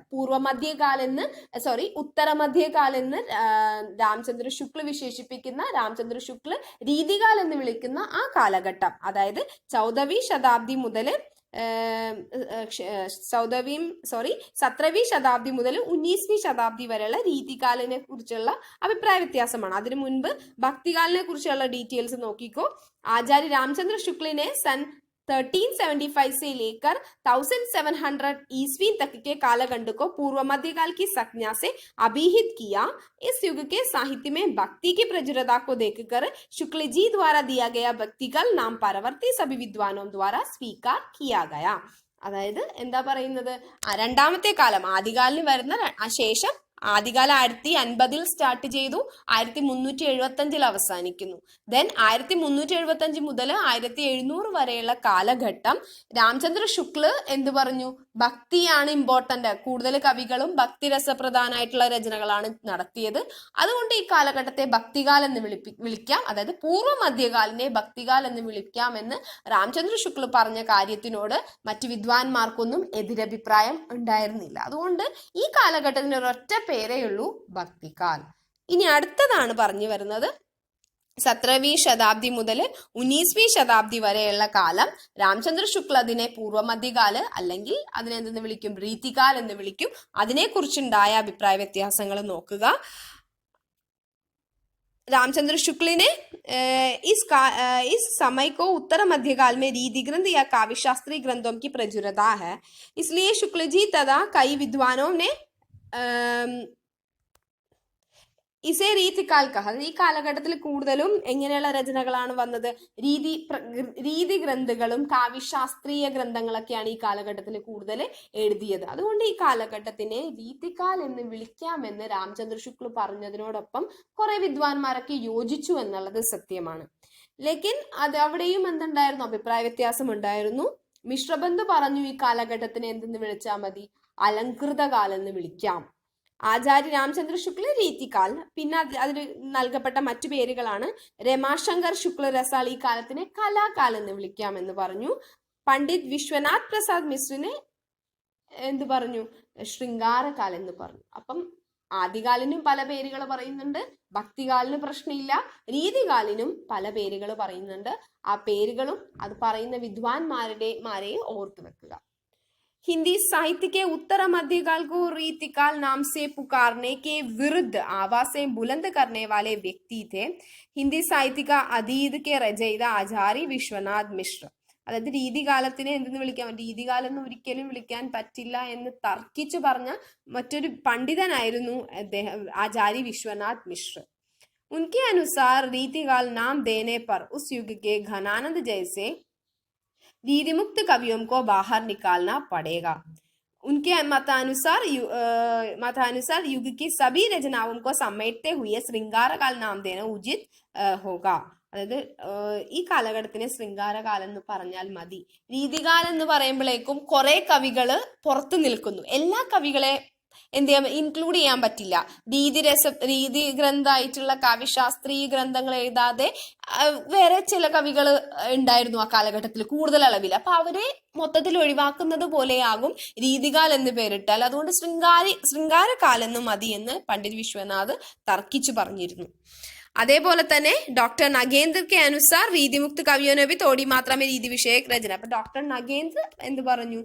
ഇപ്പൊ രീതി, അതായത് ഏതൊക്കെ കവികളാണെങ്കിലും ഇപ്പൊ വിശ്വനാഥ് പ്രസാദ് പറഞ്ഞതുപോലെ കുറെ കവികളെ മാറ്റി നിർത്തുന്നു. രീതി ഗ്രന്ഥം എഴുതാത്ത, കാവ്യശാസ്ത്ര ഗ്രന്ഥം എഴുതാത്ത കവികളെ മാറ്റി നിർത്തി അവരെ ഇൻക്ലൂഡ് ചെയ്യാത്ത ഒരു പേരായി പോയി രീതികാൽ എന്ന് പറഞ്ഞപ്പോഴേക്കും രാമചന്ദ്ര ശുക്ല പറഞ്ഞ പോലെ തന്നെ രാമചന്ദ്ര ശുക്ലിനെ എന്ത് ചെയ്തു? അദ്ദേഹത്തെ അഭിപ്രായത്തോട് യോജിച്ചുകൊണ്ട് ഡോക്ടർ നഗേന്ദ്ര ആണ് പറയുന്നത് എന്ത് ചെയ്യുന്നത്? എന്തൊക്കെയാണെങ്കിലും ഈ കാലഘട്ടത്തിന് എന്തെന്ന് തന്നെ പേരിടാം. രാമചന്ദ്ര ശുക്ൽ വിളിക്കുന്ന പോലെ രീതികാൽ എന്ന് വിളിച്ചാല് മറ്റു കവികളൊന്നും വിശ്വനാഥ് പ്രസാദ് മിശ്ര പറയുന്ന പോലെ പുറത്താക്കപ്പെടില്ല. അവരും ഒരു പരിധി വരെ ഇല്ലെങ്കിൽ ഒന്ന് രണ്ട് അവരുടെ രചനകളിലും ചെറുതായിട്ടുള്ള രീതി വരുന്നുണ്ട്, അല്ലെങ്കിൽ രീതി ഗ്രന്ഥങ്ങളുടെ ഒരു സ്റ്റൈല് കാണിക്കുന്നുണ്ടെന്ന് ഡോക്ടർ നഗേന്ദ്ര രാമചന്ദ്ര ശുക്ലിനെ സപ്പോർട്ട് ചെയ്തുകൊണ്ട് പറഞ്ഞു. इसलिए वे भी रीतिकाल नाम की सीमा में आती है. അപ്പൊ അദ്ദേഹവും എന്താ പറയുക, ഡോക്ടർ നഗേന്ദ്രൻ പറയുന്നത് ശുക്ല പറയുന്നത് തന്നെയാണ് കറക്റ്റ് എന്നാണ്. अगला गणपति चंद्रगुप्त ने रीतिकाल के काव्यशास्त्रीय ग्रंथों की धारा को शास्त्रीय मुक्तक धारा नाम दिया. പിന്നെ മറ്റൊരു വിദ്വാൻ അദ്ദേഹം ഹിന്ദി സാഹിത്യക വൈജ്ഞാനിക് ഇതിഹാസമാണ് കേട്ടോ എഴുതുന്നത്. ഗണപതി ചന്ദ്രഗുപ്ത് എന്നാണ് അദ്ദേഹത്തിന്റെ ഇതിഹാസ ഗ്രന്ഥത്തിന്റെ പേരാണ്, ഇവിടെ പറഞ്ഞിട്ടില്ല, നോട്ട് ചെയ്യുക. ഹിന്ദി സാഹിത്യക വൈജ്ഞാനിക് ഇതിഹാസം എന്നുള്ളതാണ് ഗണപതി ചന്ദ്രഗുപ്തിന്റെ ഇതിഹാസ ഗ്രന്ഥിന്റെ പേര്. അദ്ദേഹം അതിന് കൊടുത്ത രീതികാലിന് ശാസ്ത്രീയ മുക്തക് ധാര എന്ന് കൊടുക്കാമെന്നാണ് പറഞ്ഞത്. डॉक्टर रमाशंकर शुक्ल रसाल के अनुसार रीतिकाल के लिए कलाकाल नाम ही उचित है. ഇവിടെ മുകളിൽ ലിസ്റ്റ് ഔട്ട് ചെയ്തേക്കണ പോലെ തന്നെ എന്ത് കലാകാൽ എന്ന് വിളിക്കാമെന്നാണ് ഡോക്ടർ രമാശങ്കർ ശുക്ല പറയുന്നത്. क्योंकि रीतिकाल में काव्य के कथापक्ष की अपेक्षा कलापक्ष की പ്രധാനത रही. അതായത് രീതിയല്ല കൂടുതലും കലയ്ക്കാണ് ഈ കാലഘട്ടത്തിൽ പ്രാധാന്യം കൂടുതൽ ലഭിച്ചത് എന്ന് പറഞ്ഞുകൊണ്ട് ഡോക്ടർ രമാശങ്കർ ശുക്ല റസാൽ ഈ കാലഘട്ടത്തിനെ കലാകാൽ എന്ന് വിളിക്കുന്നത് ഉചിതമായിരിക്കുമെന്ന് അഭിപ്രായപ്പെട്ടു. रीतिकाव्य की अलंकरण प्रवृत्ति को देखकर मिश्रबंधु ने इसे अलंकृत काल कहा. ഈ കാലഘട്ടത്തിൽ അലങ്കാര വൃത്തി അലങ്കരൻ ആയിരുന്നു ഈ കാലഘട്ടത്തിൽ സാഹിത്യത്തിലെല്ലാം വിഷയം, അതുകൊണ്ട് അലങ്കാരക്കാൽ എന്ന് പറയാം. അതായത് ഇവിടെ മുകളിൽ ഓരോ കൊടുത്തിരിക്കുന്ന അതിന്റെ വ്യാഖ്യാനമാണ് താഴെ കൊടുത്തിരിക്കുന്നത്. ഓരോരുത്തര് രീതികാലം, ഓരോ വിദ്വാൻമാര് രീതികാലത്തിന് കൊടുത്ത പേര്, അതിന്റെ വ്യാഖ്യാനാണ് താഴെ പറഞ്ഞിരിക്കുന്നത്. അപ്പൊ എന്ത് വന്നാലും ആചാര്യ രാമചന്ദ്ര ശുക്ല ഈ കാലഘട്ടത്തിന്, അതായത് 1700 മുതൽ 1900 വരെയുള്ള ആ കാലഘട്ടത്തിന് കൊടുത്ത പേരാണ് ഇന്ന് വരെ ഹിന്ദി സാഹിത്യത്തിലെ ഏറ്റവും കൂടുതൽ ആളുകൾ ഉപയോഗിച്ച് പോകുന്നത്. अगला है 19वीं सदी से अब तक के कालखंड का नामकरण. അതായത് ആദികാൽ, പൂർവമധ്യകാൽ, ഉത്തരമധ്യകാൽ, അതിനുശേഷം വരുന്ന ആധുനിക് കാൽ എന്ന് പറഞ്ഞ ഒരു കാലഘട്ടം. അതിനെക്കുറിച്ചും അതിന്റെ നാമകരണത്തെ സംബന്ധിച്ചിട്ടുള്ള കാര്യങ്ങളാണ് ഇവിടെ പറയുന്നത്. ആധുനിക് കാൽ മേ ഹിന്ദി ഗദ്യ സാഹിത്യ അത്യന്ത വികാസ് ഹുവ. അതായത് ഏറ്റവും വലിയ കാര്യം എന്ന് പറയുന്ന ആധുനിക് യുഗത്തിലെ ഏറ്റവും വലിയ പ്രത്യേകത എന്ന് പറയുന്നത്, ആധുനിക് യുഗം വരെ ഹിന്ദി സാഹിത്യത്തിലെ കാവ്യങ്ങൾ മാത്രമേ എഴുതിയിട്ടുള്ളൂ. ഗദ്യം സ്റ്റാർട്ട് ചെയ്തിട്ടില്ല. എഴുതുന്നതെല്ലാം കാവ്യരൂപേണയാണ്, ഗദ്യം വരുന്നില്ല. അപ്പൊ ഹിന്ദി സാഹിത്യത്തില് ഗദ്യം ആരംഭിക്കുന്നത്, ഗദ്യലേഖനങ്ങൾ സ്റ്റാർട്ട് ചെയ്യുന്നത് ഈ ആധുനിക് യുഗത്തിലാണ്. इसलिए शुक्ल जी ने इसे ഗദ്യകാല നാമ ദിയ ജോ സമീചിൻ ഹെ. അതുകൊണ്ട് ആധുനിക് കാലിന് മറ്റൊരു പേര് ഗദ്യകാൽ എന്ന് വിളിക്കാമെന്ന് ആര് പറഞ്ഞു? ശുക്ലജി പറയുന്നുണ്ട്. കാരണം ഈ കാലഘട്ടത്തിലാണ് ഗദ്യങ്ങൾ എഴുതാൻ തുടങ്ങുന്നത്. അതിനു മുമ്പുള്ളതെല്ലാം പദ്യമയമായിരുന്നു, പദ്യങ്ങളായിരുന്നു എഴുതിയിരുന്നത്. ഗദ്യം ഹിന്ദി സാഹിത്യത്തിൽ ആരംഭിക്കുന്നത് ഈ ആധുനിക് യുഗം മുതലാണ്. कई विद्वानों ने आधुनिक युग के प्रथमोत्थान को भारतेंदु युग और द्वितीय उत्थान को द्विवेदी युग के नाम से पुकारा. പിന്നെ ആധുനിക് കാലിനും എന്ത് വരുന്നുണ്ട്? ഒരുപാട് ക്ലാസിഫിക്കേഷൻ വരുന്നുണ്ട്. ആധുനിക് കാലഘട്ടത്തിലെ ആദ്യത്തെ കാലം ഭാരതേന്ദു ഹരിശ്ചന്ദ് എന്ന് പറഞ്ഞ മഹാനായിട്ടുള്ള ഒരു സാമാജിക് കാര്യകർത്തയായിരുന്നു. അദ്ദേഹം ലേഖകായിരുന്നു, എല്ലാമായിരുന്നു. ഭാരതേന്ദു ഹരിശ്ചന്ദ്, അദ്ദേഹത്തിന്റെ ആ ഒരു കോൺട്രിബ്യൂഷൻ കാരണം ഈ കാലഘട്ടത്തിനെ ഭാരതേന്ദു യുഗ് എന്ന് വിളിക്കാമെന്ന് കുറച്ച് വിദ്വാൻമാർ പറഞ്ഞു. അങ്ങനെ ആധുനിക് കാലത്തിന് ഒരുപാട് ക്ലാസിഫിക്കേഷൻ ഉണ്ട്. നമുക്ക് ഈ പേപ്പറിൽ ഡീറ്റെയിൽ ആയിട്ട് സ്റ്റഡി വരുന്നത് ആദികാൽ ആൻഡ് മധ്യകാലാണ്. അതായത് ആദികാലും മധ്യകാല്, മധ്യകാലം എന്ന് പറയുമ്പോൾ രണ്ടും വരും, രീതികാലും വരും ഭക്തികാലും വരും. അപ്പൊ ആധുനിക് കാലിന്റെ ഡീറ്റെയിൽ സ്റ്റഡി എന്ന് പറയുന്നത് അത് വളരെ വൈഡ് ആയിട്ടുള്ള ഒരു ഏരിയ ആണ്. അതിന് ഒരുപാട് ക്ലാസിഫിക്കേഷൻ പിന്നാലെ വരുന്നുണ്ട്. അതിന്റെ ഒരു ഹിന്റ് മാത്രമാണ് ഈ ഏരിയയിൽ പറയുന്നത്. അപ്പൊ ആധുനിക് കാലിന്റെ സ്റ്റാർട്ടിങ് ഒരു യുഗം ഭാരതേന്ദു ഹരിശ്ചന്ദ്രന്റെ ഒരു വലിയൊരു കോൺട്രിബ്യൂഷനോടുകൂടിയാണ് ആരംഭിക്കുന്നത്. അതുകൊണ്ട് ആ കാലഘട്ടത്തിനെ ഭാരതേന്ദു യുഗ് എന്ന് വിളിക്കുന്നു. അതിനുശേഷം മഹാവീർ പ്രസാദ് ദ്വിവേദി ഭാരതേന്ദുവിനെ പോലെ തന്നെ അത്രയും ഹിന്ദി സാഹിത്യത്തിന് വേണ്ടി ഒരുപാട് ഹാർഡ് വർക്ക് ചെയ്ത മറ്റൊരു വ്യക്തിത്വമാണ് മഹാവീർ പ്രസാദ് ദ്വിവേദി. അദ്ദേഹത്തിനെ ഡിനോട്ട് ചെയ്തുകൊണ്ട് ഈ കാലഘട്ടത്തിനെ ദ്വിവേദി യുഗ് എന്ന് വിളിക്കുന്നു. लेकिन डॉक्टर नागेंद्र 1857 से 1900 तक के काल को जागरण सुधार काल कहा. പക്ഷെ അവിടെയും അഭിപ്രായ വ്യത്യാസമുണ്ട്. എന്തെന്ന് വിളിക്കണ്ട ഈ കാലഘട്ടത്തിനെ ആധുനിക് കാലെന്നോ ഗദ്യകാലെന്നും വിളിക്കണ്ട, എന്തെന്ന് വിളിക്കാമെന്നും ജാഗരൺ സുധാർ കാൽ എന്ന് വിളിക്കാം. അതായത് രീതികാലിന് ശേഷം വരുന്ന വലിയൊരു വികസനം വരുന്നുണ്ട്, വലിയൊരു മാറ്റം വരുന്നുണ്ട്. പദ്യത്തിൽ നിന്ന് ഗദ്യത്തിലേക്ക് വരുന്ന ഹിന്ദി സാഹിത്യം അടിമുടി മാറുന്നത് എപ്പോഴാണ്? ഈ ആധുനിക് കാലിൽ വന്നിട്ടാണ്. അത്ര നാളും പദ്യമയമായിരുന്ന ഹിന്ദി സാഹിത്യം മൊത്തത്തിൽ മാറുന്നത് ഈ ആധുനിക് കാലിനെയാണ്. അതിനെ ഡോക്ടർ നഗേന്ദ്ര ആ കാലഘട്ടത്തിനെ ജാഗരൺ സുധാർ കാൽ എന്ന് വിളിക്കാം എന്ന് പറയുന്നു. डॉक्टर गणपति चंद्र गुप्त ने दोनों को मिलाकर आदर्शवादी काव्यधारा नाम दिया. 1918 से 1938 तक समय डॉक्टर नागेंद्र के लिए ഛായാവാദി യുഗ്. അപ്പൊ ഡോക്ടർ നാഗേന്ദ്ര പറയുന്നത് ആദ്യ കാലഘട്ടം ജാഗരൺ സുധാർ കാൽ എന്ന് പറയാം. അതായത് ഭാരതേന്ദു യുഗ്, ദ്വിവേദി യുഗ്, രാമചന്ദ്ര ശുക്ല പറഞ്ഞു പോയ അനുസരിച്ചിട്ടാണെങ്കിൽ ആദ്യത്തെ കാലം ഭാരതേന്ദു യുഗ്, ഭാരതേന്ദുവിന്റെ ഇമ്പോർട്ടൻസ് വരുന്നു. അതിനുശേഷം മഹാവീർ പ്രസാദ് ദ്വിവേദിയുടെ പ്രാധാന്യം വരുന്ന കാലഘട്ടത്തിനെ ദ്വിവേദി യുഗ് എന്ന് വിളിക്കാം.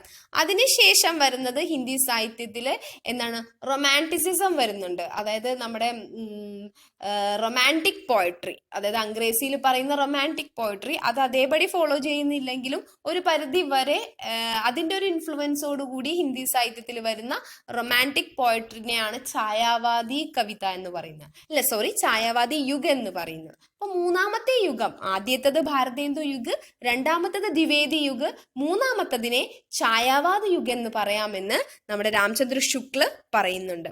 പക്ഷേ ഡോക്ടർ നഗേന്ദ്ര അത് സമ്മതിക്കുന്നുണ്ട്. ആദ്യത്തെ ആ ഒരു യുഗിന്, ഭാരതേന്ദു യുഗ്, ദ്വിവേദി യുഗ് എന്നതിന് ആ പേരിനോട് വിയോജിപ്പ് പ്രകടിപ്പിച്ചെങ്കിലും രാമചന്ദ്ര ശുക്ല കൊടുത്ത ഛായാവാദ് എന്ന പേര് അതിന് യോജിച്ചതാണെന്ന് ഡോക്ടർ നഗേന്ദ്ര പറയുന്നുണ്ട്. लेकिन गणपति चंद्र गुप्त ने സ്വച്ഛന്ദതാവാദി കാവ്യധാര നാം ദിയ. പക്ഷെ ഗണപതി ചന്ദ്രഗുപ്ത ഈ കാലഘട്ടത്തിൽ ഹിന്ദി സാഹിത്യത്തിലേക്ക് വന്ന ഈ റൊമാൻറ്റിസത്തിനെ അദ്ദേഹം ഛായാവാദ് എന്ന് വിളിക്കാനല്ല ഇഷ്ടപ്പെട്ടത്, സ്വച്ഛന്ദതാവാദി കാവ്യധാര എന്ന് വിളിക്കാനാണ് ഇഷ്ടപ്പെട്ടത്. 1930 से 1953 तक നഗേന്ദ്ര के अनुसार പ്രഗതി പ്രयोग काल है. അതിനുശേഷം വരുന്നത് പ്രഗതി പ്രयोग കാൽ എന്നാണ് വിശേഷിപ്പിക്കുന്നത്. അപ്പൊ ആധുനിക് കാൽ എന്ന് പറയുന്നത് ഒരുപാട് അതിനൊരു വളരെ സിമ്പിൾ ആയിട്ടാണ് അതിനെ ഇപ്പൊ എന്ത് ചെയ്യുന്നത് പറഞ്ഞത്. പക്ഷെ അത് അത്രയും ഒരുപാട് ക്ലാസിഫിക്കേഷൻ ഒക്കെ വരുന്ന ഒരുപാട് ഗംഭീർ ഒരുപാട് ഡീറ്റെയിൽ ആയി പഠിക്കേണ്ട ഒരു ഏരിയയാണ് ആധുനിക് കാല്. നമുക്കിപ്പോ ഈ പേപ്പറിൽ നമുക്ക് ആധുനിക് കാല് വരെയുള്ളൂ, ആധുനിക് കാലിലേക്ക് പ്രവേശിച്ചിട്ടില്ല. അതിന്റെ ചെറിയ ഡീറ്റെയിൽസ് മാത്രമാണ് ഇവിടെ ഇൻക്ലൂഡ് ചെയ്തിരിക്കുന്നത്. ഓക്കെ, അപ്പം ഈ കാലവിഭാജൻ നാമകരണമൊക്കെ പഠിക്കുന്ന സമയത്ത് ഒരുപാട് ആരുടെ പേര് വരും, ഒരുപാട് വിദ്വാൻമാരുടെ പേരും അവർ കൊടുത്ത പേരുകളും അവർ കൊടുക്കുന്ന ന്യായങ്ങളും തർക്കങ്ങളും അതിനോടൊപ്പം തന്നെ അവർ കൊടുക്കുന്ന സമയസീമ, കാലം കൊടുക്കുന്നുണ്ട്, ഇന്ന വർഷം മുതൽ ഇന്ന വർഷം വരെ. അതൊക്കെ ഇമ്പോർട്ടൻ്റ് ആണ്. ഇതിഹാസ ഗ്രന്ഥങ്ങളെ കുറിച്ചും ഇതിഹാസ ഗ്രന്ഥത്തിലെ ഹിന്ദി സാഹിത്യത്തിനെ വർഗീകരണം ചെയ്തതും അതിന് നാമകരണം കൊടുത്തതൊക്കെയാണ് എന്ത് വരുന്നത് ഇവിടെ മുഖ്യമായിട്ട് വരുന്നത്. हिंदी साहित्य के काल विभाजन नामकरण संबंधी एक चार्ट है, देखिए. हमने अब तक ये पढ़ रहे थे कि हिंदी साहित्य को मुख्यतः 3 कालों में विभाजित कर सकते हैं: आदिकाल, मध्यकाल और आधुनिक काल. ഹിന്ദി സാഹിത്യത്തിനെ പ്രധാനമായും 3 ആയിട്ടാണ് തിരിക്കാവുന്നത്: ആദികാൽ, മധ്യകാൽ, ആധുനിക് കാൽ. मध्यकाल को और हम 2 भागों में विभाजित करते हैं. मध्यकाल की पूर्व युग या पूर्व मध्यकाल को भक्तिकाल कहते हैं और उत्तर मध्यकाल को रीतिकाल कहते हैं। लेकिन ये विवादास्पद बात है, यानी कि कुछ विद्वानों के अनुसार उत्तर मध्यकाल को रीतिकाल कहना उचित नहीं है, और कुछ विद्वानों जो है रामचंद्र शुक्ल के इस नामकरण के साथ सहमत भी है। അപ്പോൾ മധ്യകാലിനെ രണ്ടായി തിരിക്കുന്നു. മധ്യകാലിന്റെ ആരംഭ കാലഘട്ടത്തിനെ പൂർവ്വമധ്യകാൽ അല്ലെങ്കിൽ റീതികാൽ, പൂർവ്വമധ്യകാൽ യാ ഭക്തികാൽ, ഉത്തരമധ്യകാലിനെ റീതികാൽ എന്ന് പറയുന്നു. और ഭക്തികാൽ നമ്മ പറഞ്ഞു അധികം തർക്കമൊന്നുമില്ലാതെ ഒരുപാട് വിദ്വാൻമാര് സമ്മതിച്ചതാണ് ഭക്തികാൽ ഈ യുഗത്തിനെ ഭക്തികാൽ എന്ന് വിളിക്കാം എന്നുള്ളത്. भक्तिकाल को और दो रूपों में विभाजित करते हैं. भक्तिकाल ने വീണ്ടും രണ്ടായി തിരിക്കാം. निर्गुण भक्ति और सगुण भक्ति धारा. निर्गुण भक्ति धारा और सगुण भक्ति धारा.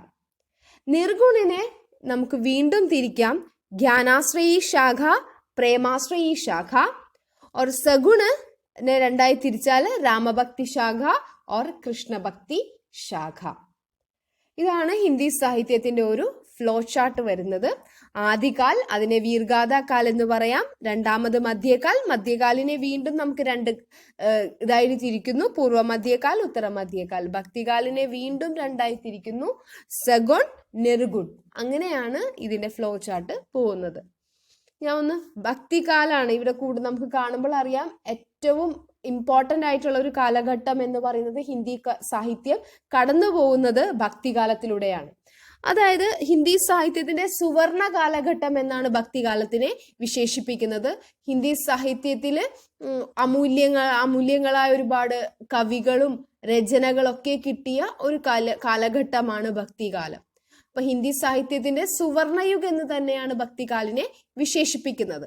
അതായത് ഈ ഒരു നിശ്ചിത പീരീഡില് ഹിന്ദി സാഹിത്യത്തില് കൂടുതലും ഭക്തിരസപ്രധാൻ, ഭക്തിയെ പ്രോത്സാഹിപ്പിക്കുന്ന തരത്തിലുള്ള സാഹിത്യങ്ങളാണ് എഴുതപ്പെട്ടിരുന്നത്. അതായത് സമൂഹം അങ്ങനെ അല്ലെങ്കിൽ അതായത് നമ്മൾ പറഞ്ഞു സാഹിത്യത്തിൽ ഭക്തി കടന്നു വരണമെങ്കിൽ നമ്മൾ തീർച്ചയായും ആലോചിക്കണം സാഹിത്യത്തിൽ എന്തുകൊണ്ട് ഭക്തി കടന്നു വന്നു എന്നുള്ളത്. കാരണം ആ കാലഘട്ടത്തിൽ കൂടുതൽ ആളുകളും എങ്ങനെയായിരുന്നു, ഭക്തിയിൽ കൂടുതൽ റിലീജിയസ് ആയിട്ടുള്ള ആളുകളായിരുന്നു. അതുമായി ചുറ്റപ്പെട്ടും ജീവിച്ചിരുന്ന ആളുകളായിരുന്നു ഈ ഭക്തികാലില് ഉണ്ടായിരുന്നത്. അതുകൊണ്ട് തന്നെ ആ കാലഘട്ടത്തിലെ സാഹിത്യവും കൂടുതലും പ്രാധാന്യം നൽകിയതും ഭക്തിക്കായിരുന്നു. ഇത് എങ്ങനെയാണ് ഈ ക്ലാസിഫിക്കേഷൻ വന്നതെന്ന് പറയുകയാണ്. അതോടുകൂടിയാണ് ഫസ്റ്റ് മൊഡ്യൂൾ നമ്മുടെ അവസാനിക്കുന്നത്. പൂർവ്വമധ്യകാല, അതായത് ഭക്തികാലിനെ രണ്ടായി തിരിക്കുക. ആ കാലഘട്ടത്തില് രണ്ട് ധാരയുണ്ടായിരുന്നു, നിർഗുണ ഭക്തിധാര, അതേപോലെ സഗുണ ഭക്തിധാര. ഹിന്ദി സാഹിത്യത്തിലെ കുറച്ച് വിഭാഗം സാഹിത്യകാരന്മാർ അല്ലെങ്കിൽ കവികൾ വിശ്വസിച്ചിരുന്നത് ഈശ്വരന് ഈശ്വരൻ എന്ന് പറയുന്നത് രൂപമോ ഭാവമോ ഒന്നുമില്ലാത്ത, അത് നിർഗുണാണ്, യാതൊരു അതിനൊരു രൂപമോ ഒന്നുമില്ലാത്തതാണ് ഈശ്വരൻ എന്ന് ആ ഒരു ഐഡിയോളജിയിൽ വിശ്വസിച്ചു പോയിരുന്ന ഒരു കൂട്ടം കവികള് ആ കാലഘട്ടത്തിൽ ഉണ്ടായിരുന്നു. അവരുടെ കവിതകളിലും അല്ലെങ്കിൽ അവരുടെ കാവ്യങ്ങളിലും അവരുടെ രചനകളിലും അതിലൂടെ കൊടുത്തിരുന്ന മെസ്സേജ് എന്ന് പറയുന്നത് ഈശ്വർ നിർഗുൺ ഹേ, ഈശ്വരൻ എന്ന് പറയുന്നത് നിർഗുണാണ്. ഈശ്വരന് രൂപമോ അവതാരമോ നിറമോ നമുക്ക് ഈശ്വരനെ കാണാനോ ഒന്നും സാധിക്കില്ല. ഈശ്വരൻ എന്ന് പറയുന്നത് അതൊരു ചൈതന്യം മാത്രമാണ്. അത് എല്ലാ മനുഷ്യന്റെ ഉള്ളില് ഉള്ളതാണ് ഈശ്വരൻ. അതൊരു അംശമാണ്. അതൊരു പരമാത്മാവിനെ നമുക്ക് എന്ത് ചെയ്യാൻ പറ്റില്ല, നമുക്ക് കണ്ണുകൾ കൊണ്ട് കാണാൻ പറ്റില്ല.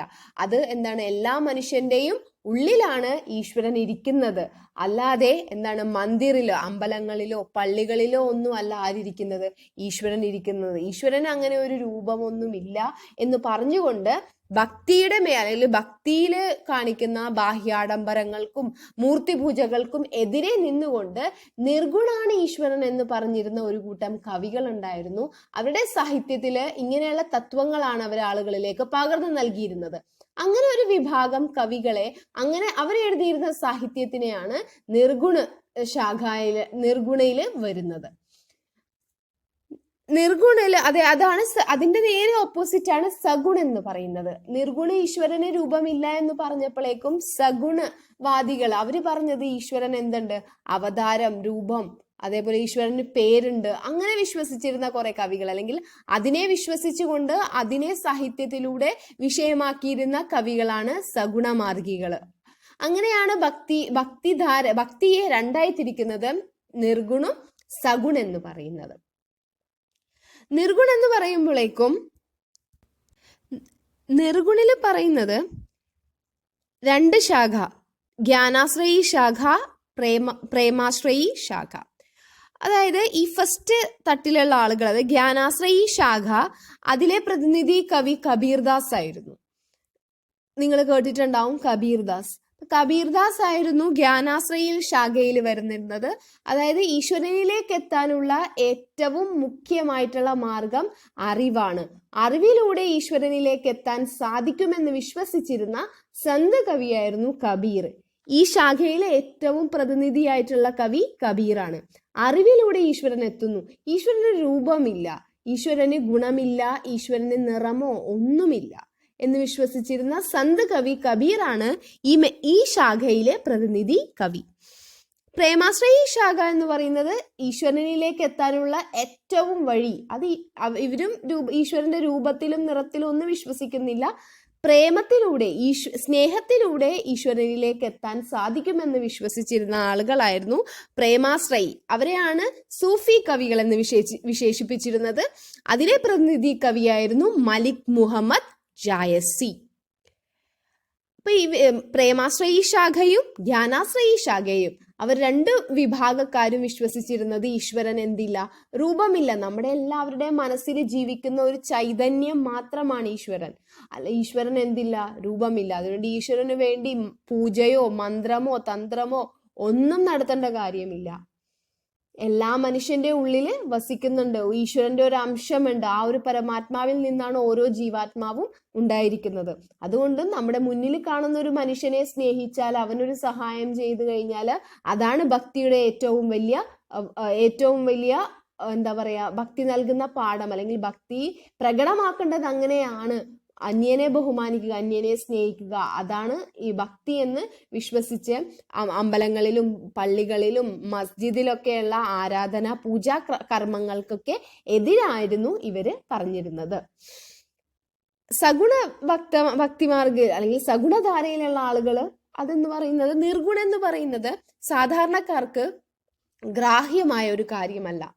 ഈശ്വരൻ ഇങ്ങനെ അനന്തതയിലുണ്ട്, അല്ലെങ്കിൽ ശൂന്യതയിൽ ഈശ്വരൻ ഉണ്ടെന്ന് പറയുന്ന കാര്യങ്ങളൊന്നും സാധാരണക്കാരനായിട്ടുള്ള ഒരു മനുഷ്യനത് ഉൾക്കൊള്ളാൻ സാധിക്കുന്നതിലും അപ്പുറമാണ്. അപ്പൊ സഗുണഭക്തിധാരയിലുള്ള കവികൾ തീരുമാനിച്ചത്, അതായത് സാധാരണക്കാരൻ ഈശ്വരനൊരു രൂപം, ഈശ്വരൻ ഇരിക്കുന്ന ഒരു സ്ഥലം പറഞ്ഞു കൊടുക്കുമ്പോഴേക്കും അവന്റെ ഭക്തി അവൻ എന്ത് ചെയ്യാൻ പറ്റും, പ്രകടിപ്പിക്കാൻ പറ്റും. ഒരു പരിധിവരെ അവന്റെ സങ്കടങ്ങളൊക്കെ മാറ്റിവെക്കാൻ പറ്റും. അങ്ങനെ ഒരു ദൈവത്തിലേക്ക് എത്തിച്ചേരാൻ വേണ്ടിയുള്ള ഒരു മാർഗമാണ് അവരെന്ത് കണ്ടത്, ഒരു മാധ്യമമായിട്ടാണ് അവർ ഈശ്വരന്റെ രൂപം, അവതാര പുരുഷന്മാര്, ഈശ്വരൻ അമ്പലങ്ങളിൽ വസിക്കുന്നു എന്നൊക്കെ പറഞ്ഞിരുന്നത്. പക്ഷെ അവര് പറയുന്നത് ഈശ്വരൻ എന്തുണ്ട്, രൂപമുണ്ട്, അവതാറുണ്ട് എന്നൊക്കെയാണ്. അങ്ങനെ പറയുന്ന വിഭാഗക്കാരാണ് സഗുണമാർഗികള്. സഗുണിനെ രണ്ടായി തിരിക്കാം, രാമഭക്തി ശാഖ, കൃഷ്ണഭക്തി ശാഖ. വിഷ്ണുവിന്റെ രണ്ട് അവതാരങ്ങളാണ് രാമനും കൃഷ്ണനും. അപ്പൊ കുറച്ച് കവികൾ ഉണ്ടായിരുന്നു, അവരെ എഴുതുന്നതൊക്കെ രാമനെ കുറിച്ചുള്ള കാര്യങ്ങളായിരുന്നു. സഗുണമാർഗിയാണ് രാമൻ, ഈശ്വരന്റെ ഒരു അവതാര പുരുഷൻ. അങ്ങനെ രാമനെ കുറിച്ച് എഴുതുന്നതൊക്കെ രാമഭക്തി ശാഖ.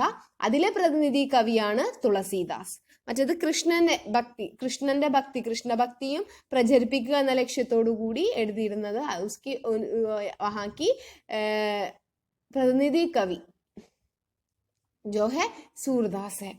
അങ്ങനെ അതാണ് ഭക്തി. ഏറ്റവും ഇമ്പോർട്ടൻ്റ് ആയിട്ടുള്ള ഒരു ഏരിയ എന്ന് പറയുന്നത് ഭക്തികാലാണ്. ഒരുപാട് ഈ സൂർ, കബീർ, തുളസി, ജായസി, ഇങ്ങനെ ഹിന്ദി സാഹിത്യത്തിന്റെ അമൂല്യങ്ങളായ രത്നങ്ങൾ ഒരുമിച്ചുണ്ടായത് ഭക്തികാലത്തിന്റെ ആ ഒരു പീരീഡിലാണ്. അതുകൊണ്ടാണ് ഇതിനെ ഹിന്ദി സാഹിത്യത്തിലെ സുവർണ കാലഘട്ടം എന്ന് വിശേഷിപ്പിക്കുന്നത്.